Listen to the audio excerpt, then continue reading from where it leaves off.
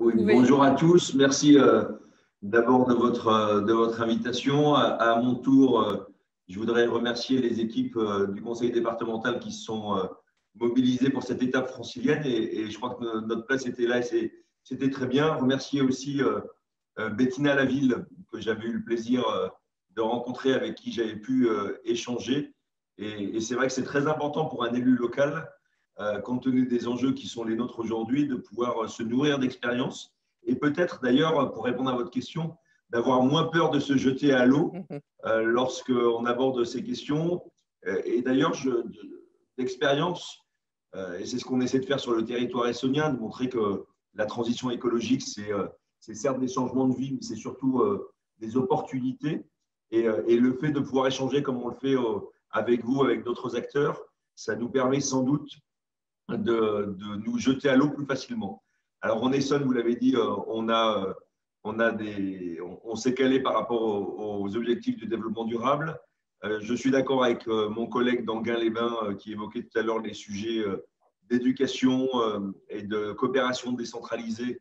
Enfin, il parlait de l'éducation et je rajouterais à l'éducation les enjeux de coopération décentralisée qui, pour moi, sont majeurs pour faire évoluer les mentalités dans la durée s'agissant de jeunes et pour qu'il y ait de nouvelles pratiques dans des pays qui légitimement souhaitent un développement et nous devons les aider à ce que ce développement soit le plus harmonieux possible.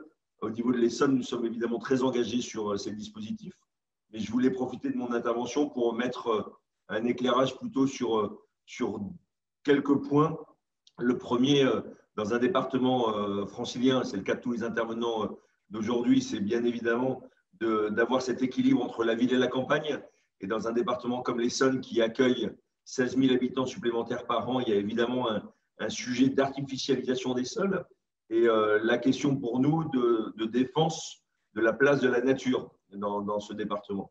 On a la chance, et ce n'est pas de mon fait, d'avoir une politique très dynamique en termes d'espace naturel depuis une trentaine d'années, que j'ai souhaité accroître en donnant des moyens qui sont ceux d'ailleurs dont nous bénéficions au travers de la taxe qui est prélevée et qui a généré pas mal de recettes. Et simplement, moi, je souhaite que ces recettes que nous touchons, nous puissions les affecter à des politiques de développement durable, avec des acquisitions de terrain en grand nombre, avec l'ouverture d'une forêt. On a ouvert une forêt en Essonne l'an dernier et j'espère en ouvrir une deuxième cette année au sud d'Évry.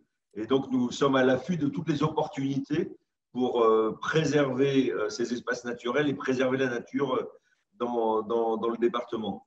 Nous le faisons également, et ça c'est un nouveau dispositif que nous venons de voter, en soutenant les communes lorsqu'elles souhaitent acquérir des terrains et les soustraire à des logiques d'urbanisation, parce que, comme je l'ai indiqué tout à l'heure, la pression est très forte dans des départements comme l'Essonne. Les communes sont souvent désemparées, il y a des logiques contradictoires entre les règles qui peuvent être fixées dans les PLU et des objectifs politiques portés par les élus locaux qui sont légitimes. Et donc, le département a fait le choix de soutenir les communes qui rachètent des terrains pour les soustraire à l'urbanisation.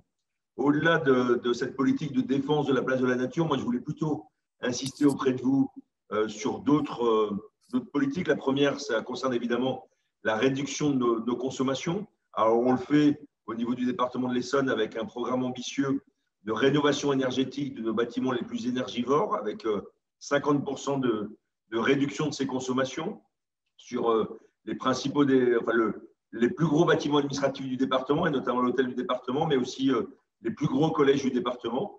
Et c'est un chantier très important que nous engageons de 30 millions d'euros de travaux de rénovation énergétique. Et peut-être que ce qui est encore plus original, parce qu'il y a beaucoup de collectivités qui le font, les travaux de rénovation énergétique, ce qui est plus original dans notre département, c'est que nous avons voté un dispositif, je crois, unique en France, d'accompagnement des Essonniens, de tous les propriétaires sans condition de revenus, qui s'engagent dans des travaux de rénovation énergétique de leur habitat. On l'a baptisé la prime écologie, avec éco-logis comme habitat, LOGIS. C'est une prime qui a été créée il y a 2 ans. C'est plus de 15 000 foyers qui ont bénéficié de cette prime que nous avons calée sur les critères nationaux, mais qui permet de doubler quasiment le montant de la prime nationale.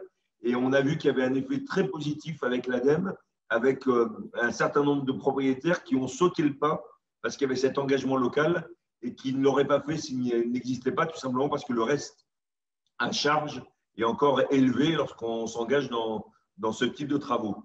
En 2 ans, c'est quasiment l'équivalent de la consommation de 2000 pavillons de 100 mètres carrés qui a été économisé sur le territoire. Et on sent depuis la crise, et c'est une bonne nouvelle, un engouement et une augmentation semaine après semaine des demandes de subventions. Je signe des chèques et je suis content de signer des chèques pour réduire la consommation énergétique dans le département. Au-delà de ces dispositifs de réduction de consommation énergétique, je vais vous citer deux derniers exemples. Pardon, le premier concerne l'alimentation. C'est un sujet évidemment… les 2 derniers d'ailleurs concernent l'alimentation et l'énergie, qui sont des sujets sur lesquels en Île-de-France, on a des problématiques très fortes parce qu'on est très dépendant des territoires extérieurs. Alors, sur l'alimentation, on a la chance en Essonne d'avoir 50% de terres agricoles, mais des terres agricoles qui sont principalement tournées vers l'exportation avec des terres céréalières. Et nous avons engagé il y a 2 ans un travail avec les agriculteurs pour voir de quelle manière ils pourraient s'engager sur des productions maraîchères à destination des collectivités publiques pour les cantines. Et là, nous avons voté lundi dernier le principe de création d'un syndicat qui s'engagera dans la durée à acheter auprès de nos agriculteurs des légumes, des fruits et de pouvoir les transformer et les amener jusqu'aux assiettes de nos enfants, j'espère début 2023, s'agissant des premières productions. Et puis le dernier exemple que je voulais vous donner concerne cette fois-ci la production d'énergie. Elle est à quasiment 100% importée aujourd'hui. On a du potentiel sur un département comme l'Essonne. D'abord parce que le solaire devient mature et on a une première ferme solaire qui s'installe à Marcoussis. On est en train de repérer toutes les friches, tous les terrains qui pourraient accueillir des fermes solaires. Et puis, on a aussi la particularité d'avoir un très grand centre de traitement des déchets à partir duquel on pourrait produire de l'hydrogène vert. C'est un dossier qu'on suit avec ce syndicat et j'espère que dans 1 an, 2 ans, on pourra avoir un très, très beau projet de production d'hydrogène vert en Essonne. Et enfin, on a le sujet de la géothermie parce qu'on a la chance d'avoir des sous-sols chauds. On a déjà, voici 2 ou 3 ans, étendu le réseau sur Grigny. Et aujourd'hui, c'est plus de 20 000 foyers qui sont chauffés à partir de cette énergie.